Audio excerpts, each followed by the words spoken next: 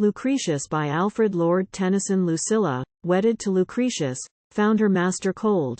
For when the morning flush of passion and the first embrace had died between them, though he loved her none the less, yet often when the woman heard his foot return from pacings in the field, and ran to greet him with a kiss, the master took small notice, or austerely, for his mind half buried in some weightier argument, or fancy-borne perhaps upon the rise and long roll of the hexameter, he passed to turn and ponder those 300 scrolls left by the teacher, whom he held divine.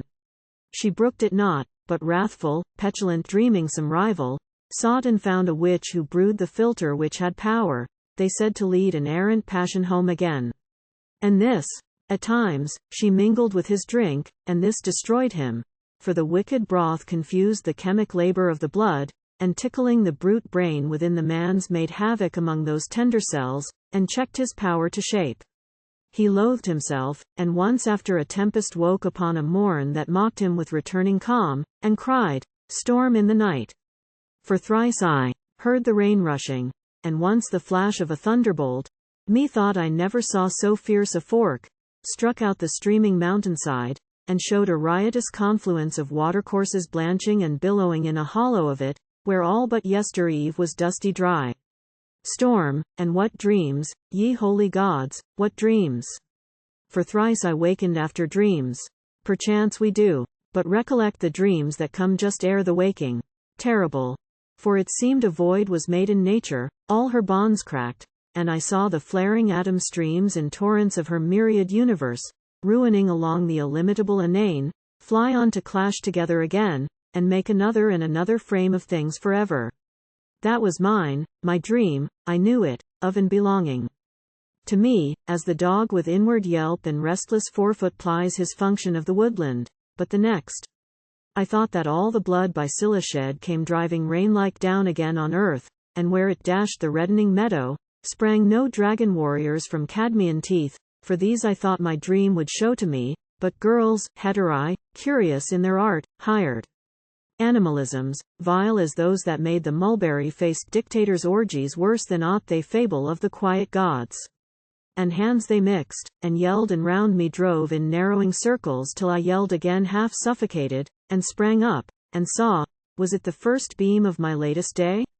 Then, from utter gloom stood out the breasts of Helen, and hoveringly a sword now over and now under, now direct, pointed itself to pierce, but sank down shamed at all that beauty, and as I stared, a fire, the fire that left a roofless Ilion, shot out of them, and scorched me that I woke.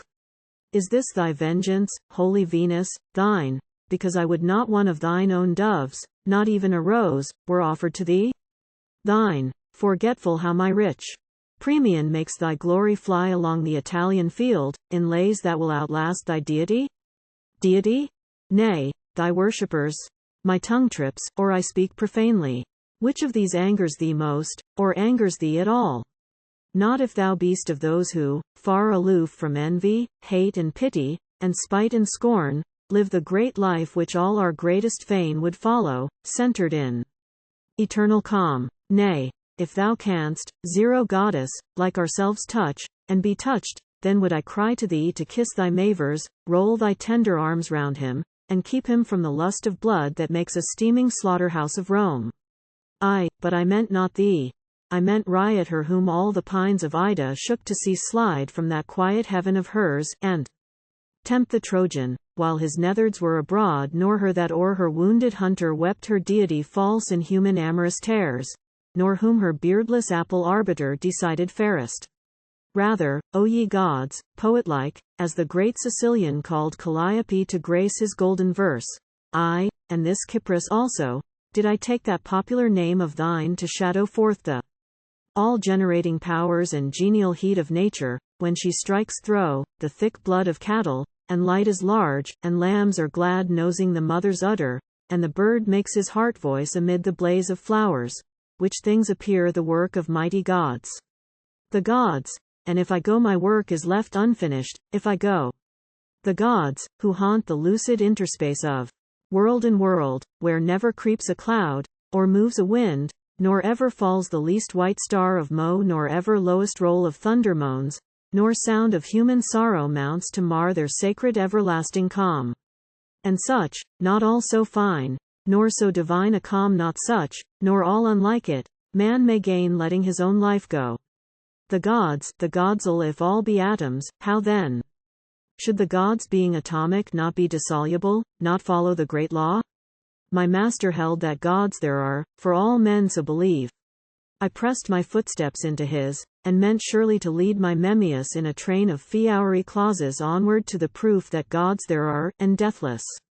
I have forgotten what I meant, my mind stumbles, and all my faculties are lamed. Look where another of our gods, the sun Apollo, Delius, or of older use all-seeing Hyperion, what you will, has mounted yonder, since he never sware, except his wrath were wreaked on wretched man, that he would only shine among the dead hereafter, tales.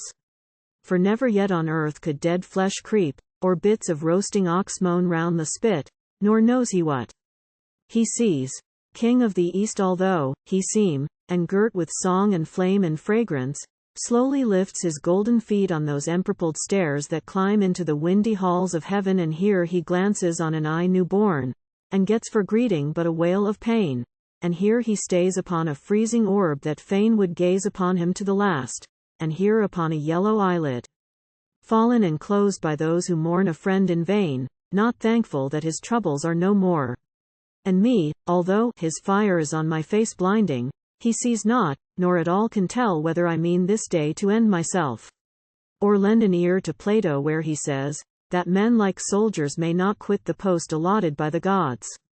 But he that holds the gods are careless, wherefore need he care greatly for them, nor rather plunge at once, being troubled, wholly out of sight, and sink past earthquake, eye, and gout and stone, that break body toward death, and palsy, death in life, and wretched age, and worst disease of all, these prodigies of myriad nakednesses, and twisted shapes of lust, unspeakable, abominable, strangers at my hearth not welcome, harpies, miring every dish, the phantom husks of something foully done, and fleeting through the boundless universe, and blasting the long quiet of my breast with animal heat and dire insanity? How should the mind, except it loved them, clasp these idols to herself?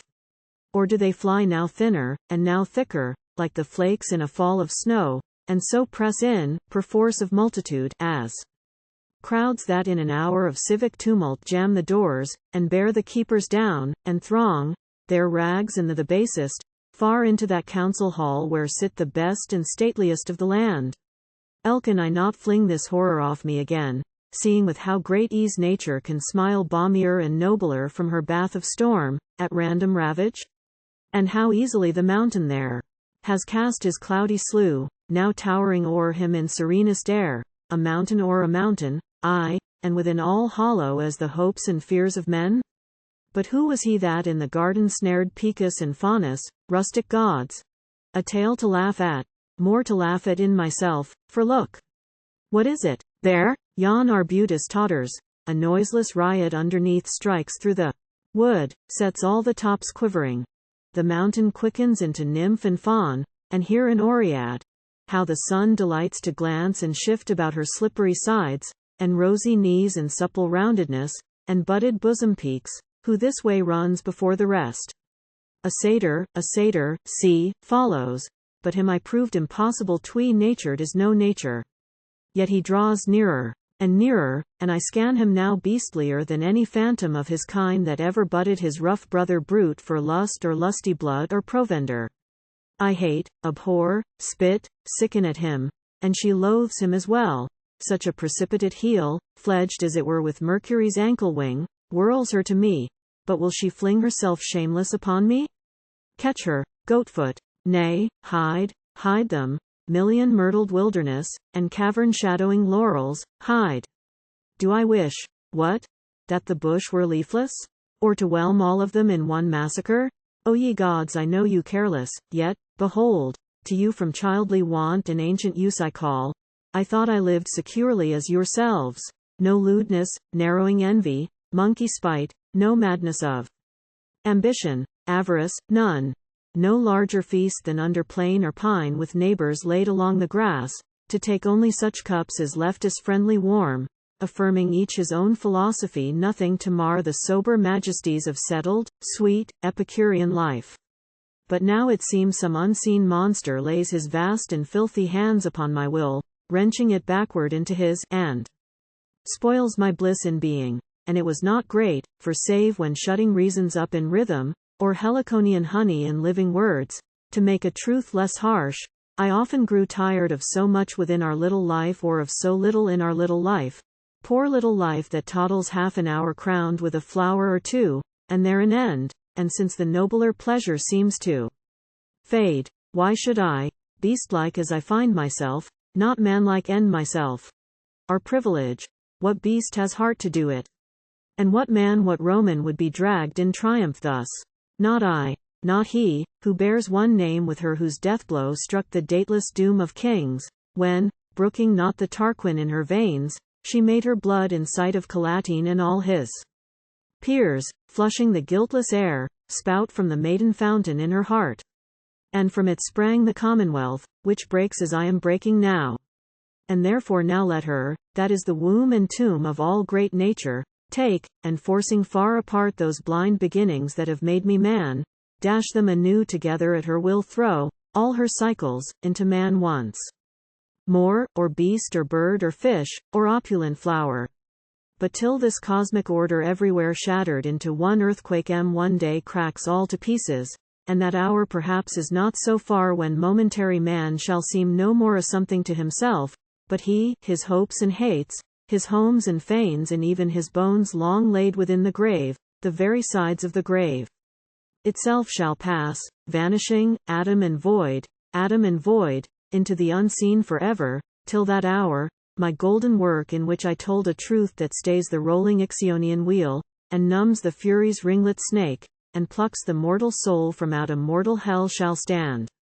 Ay, surely, then it fails at last and perishes as I must, for O thou passionless bride, divine tranquility, yearned after by the wisest of the wise who fail to find thee, being as thou art without one pleasure and without one pain, howbeit I know thou surely must be mine or soon or late, yet out of season, thus I woo thee roughly, for thou carest not how roughly men may woo thee so they win, thus, the soul flies out and dies in the air with that he drove the knife into his side.